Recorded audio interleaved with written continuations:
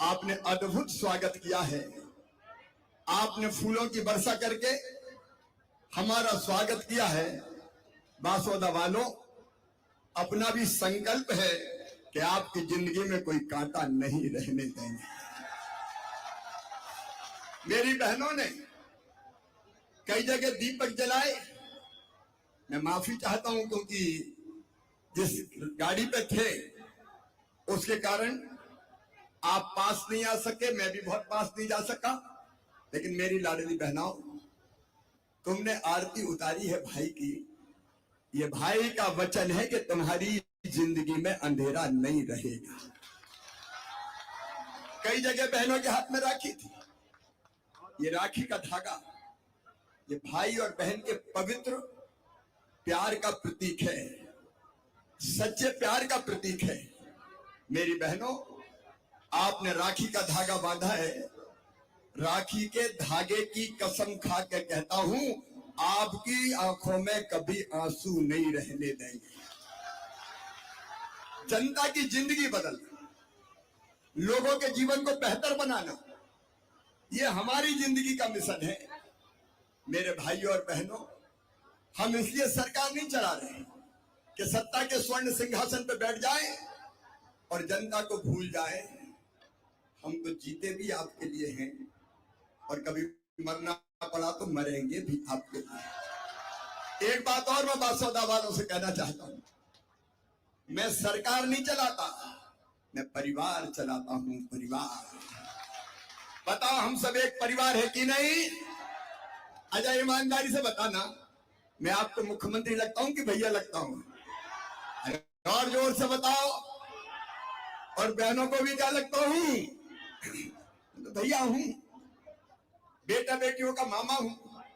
ये अपना रिश्ता है, अपना रिश्ता तो स्नेह का, प्यार का है।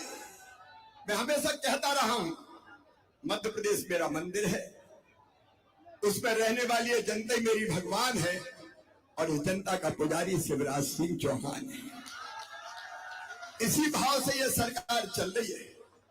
हम जनता को सुविधाएं दे रहे हैं, हम जनता की कई योजनाएं बना रहे हैं। कांग्रेस वाले घबरा भी रहे हैं और खींच भी रहे हैं। आज दिग्विजय सिंह ने ट्वीट किया, एक ट्वीट, और धमकी दी वित्त विभाग के अधिकारियों को। बोले पैसा कहां से आ रहा है? ये पैसा कहां से कहां आ रहा है? मेरी बहनों, जब कमलनाथ 1.25 साल मुख्यमंत्री थे तो रोते ही रहते थे, मैं क्या करूं, मेरे पास पैसे ही नहीं है, मैं क्या करूं, मेरे पास पैसे ही नहीं है। तो सुन ले कांग्रेस वालों, तुम रोते थे, तुम कहते थे हमारे पास पैसे ही नहीं है। मामा कहता है छाती ठोक के, मेरे पास पैसे की कोई कमी नहीं है जनता के लिए। अरे ये तो काम बहुत आसान है। मुख्यमंत्री की कुर्सी में बैठ के तो हम क्या कर रहे हैं? पैसे ही नहीं है तो उतर जाओ कुर्सी से, काय को बैठे? जनता को सुविधा नहीं देते और इसलिए तो उतर गए बीच में। एक नहीं, देखो परिवार का उदाहरण आप देखो।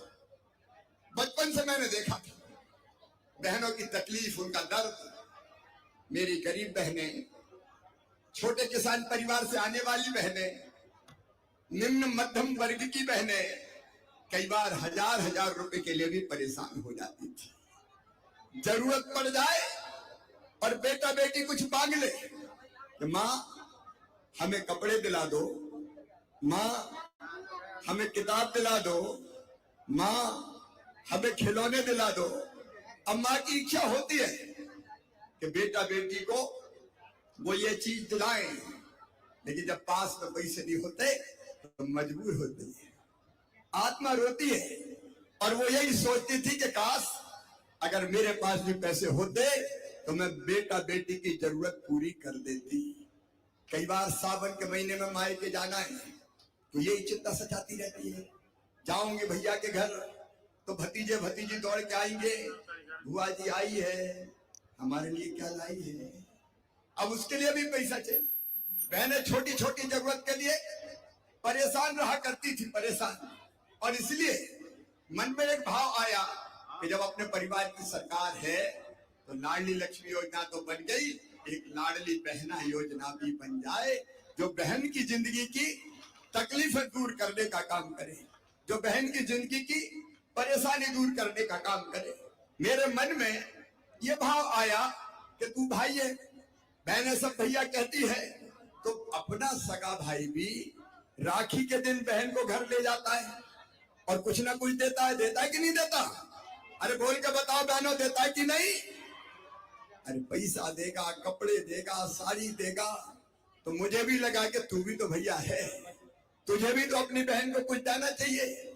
और मैं सोचता रहा, फिर एक विचार और आया मेरी बहनों, कि साल में एक बार देने से काम नहीं चलेगा। बताओ एक बार देने से काम चलता क्या? आज भाई बहन की बात हो रही, बोलो क्यों? एक बार देने से काम चलता क्या? नहीं चलता। और इसलिए हमने तय किया कि हर महीना बहन के खाते में 1000 रुपया डालेंगे। शुरुआत में 1000 रुपया। ये लाडली बहना है, लाडली बहना योजना है। अच्छा, मैं बड़ा भाग्यशाली भाई हूं। मेरी बहनें कितनी पता है? 1,32,00,000 बहनों का मैं सौभाग्यशाली भाई। और ये और बढ़ेंगी अभी। कई करें हमरे तो रहेगा नाम, तो चिंता नहीं करे, जिनके रह गए उनके नाम भी जोड़े जाएंगे। लेकिन मेरी बहनों, एक बात मैं आपसे कहना चाहता हूं, ये पैसा नहीं दिया हमने, पैसा नहीं, आपका मान और आपका सम्मान दिया है मेरी बहनों, आपका हक दिया है। आखिर नारी जाति कब तक आंखों में आंसू रहेंगे? माताएं बहनें कब तक रोती रहेंगी? माताएं बहनें कब तक बेबस होकर जिंदगी गुजारती रहेगी? अरे इस धरती पे तुम्हारा भी हक है, तुम्हारा भी हक है, और ये तुम्हारा अधिकार दिया है। और बहनों, पैसा मान भी देता है और पैसा जरूरत भी पूरी करता है। अब बताओ बहनों, जब से पैसा आ रहा है तो घर में भी थोड़ी सुनवाई ज्यादा हो रही होगी। सास भी बड़े प्यार से बोलती होगी, बहू आ गए कि नहीं आए? और फिर कहते होगे, रोटी में घी भर दो बहू के, पैसा तो आ ही रहे। और कई बार पतिदेव का भी व्यवहार बदल गया होगा, वो भी कहते होंगे, गुड्डू की मम्मी कितने आ गए अब तक? घर में सच में कई बहनों ने बताया कि हमारा घर में भी मान बढ़ गया है, और एक विश्वास कि जरूरत पड़ेगी तो खर्च कर लेंगे। कई बहनें ऐसी है कि पैसा 4 महीना के आ गया तो जोड़ जोड़ के काम धंधा शुरू कर दिया, सिलाई मशीन खरीद ली, किसी ने छोटी सी दुकान लगा ली। ये बहनों की जिंदगी बदलने का अभियान है। लेकिन मेरी बहनों, तुम्हें ये पता है कि नहीं कि केवल 1000 नहीं, 27 तारीख को 30 को राखी थी। मुझे लगा बहनों से बात करनी चाहिए, और इसलिए 27 तारीख को मैं आपसे जुड़ा था, और राखी के पहले बहनों के खाते में 250 रुपया डाले थे ताकि राखी अच्छी बन सके। बताओ सबको मिल गए थे कि नहीं? लाडली बहनों को मिल गए थे। और अब फिर 10 तारीख को 1000 डाले। और मैंने एक बात और कही थी, याद है, कि पैसे की जुगाड़ कर रहा हूं। मेरी बहनों, जब 1,32,00,000 बहनों के खाते में 1000 रुपया डालते हैं, तो तुम्हें पता है साल भर में कितने हो जाएंगे? 16,000 करोड़ रुपया। 16,000 करोड़ रुपया होंगे।